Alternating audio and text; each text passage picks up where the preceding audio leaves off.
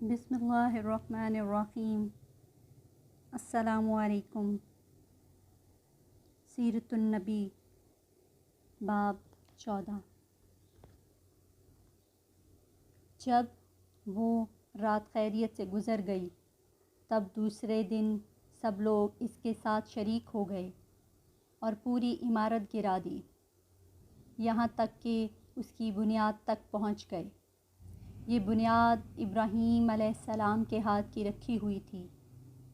حضرت ابراہیم علیہ السلام نے بنیادوں میں سبز رنگ کے پتھر رکھے تھے۔ یہ پتھر اونٹ کے کوہان کی طرح کے تھے اور ایک دوسرے سے جڑے ہوئے تھے۔ ان لوگوں کے لیے ان کو توڑنا بہت مشکل کام ثابت ہوا۔ دائیں کونے کے نیچے سے قریش کو ایک تحریر ملی۔ وہ تحریر سریانی زبان میں لکھی ہوئی تھی۔ انہیں سریانی زبان نہیں آتی تھی۔ آخر ایک یہودی کو تلاش کر کے لایا گیا۔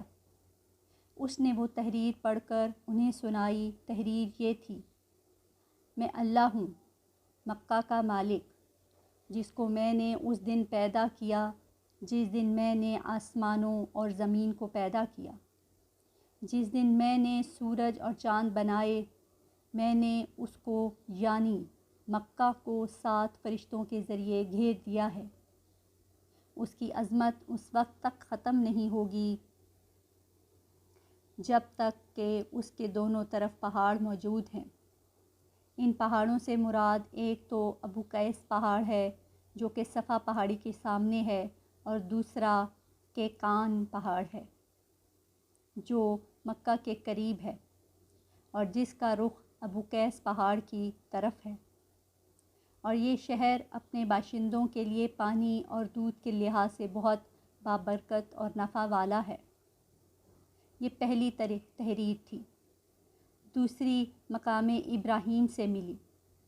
اس میں لکھا تھا: مکہ اللہ تعالیٰ کا محترم اور معظم شہر ہے۔ اس کا رزق 3 راستوں سے اس میں آتا ہے۔ یہاں 3 راستوں سے مراد قریش کے 3 تجارتی راستے ہیں۔ ان راستوں سے قافلے آتے جاتے تھے۔ تیسری تحریر اس سے کچھ فاصلے سے ملی۔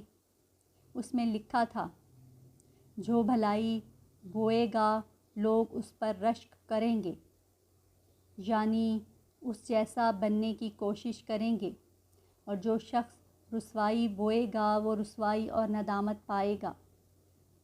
تم برائیاں کر کے بھلائی کی آس لگاتے ہو۔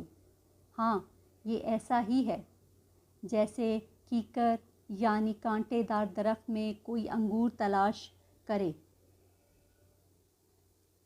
یہ تحریر کعبے کے اندر پتھر پر کھدی ہوئی ملی۔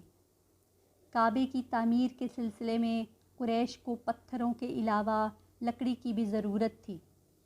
چھت اور دیواروں میں لکڑی کی ضرورت تھی۔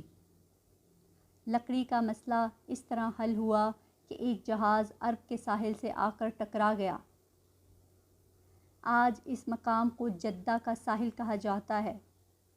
یہ پہلے یہ مکہ کا ساحل کہلاتا تھا، اس لیے کہ مکہ کا قریب ترین ساحل یہی تھا۔ ساحل سے ٹکرا کر جہاز ٹوٹ گیا۔ وہ جہاز کسی رومی تاجر کا تھا۔ اس جہاز میں شاہ روم کے لیے سنگ مرمر، لکڑی اور لوہے کا سامان لے جایا جا رہا تھا۔ قریش کو اس جہاز کے بارے میں پتہ چلا تو یہ لوگ وہاں پہنچے اور لوگوں سے لکڑی خرید لی۔ اس طرح چھت کی تعمیر میں اس لکڑی کا استعمال کیا گیا۔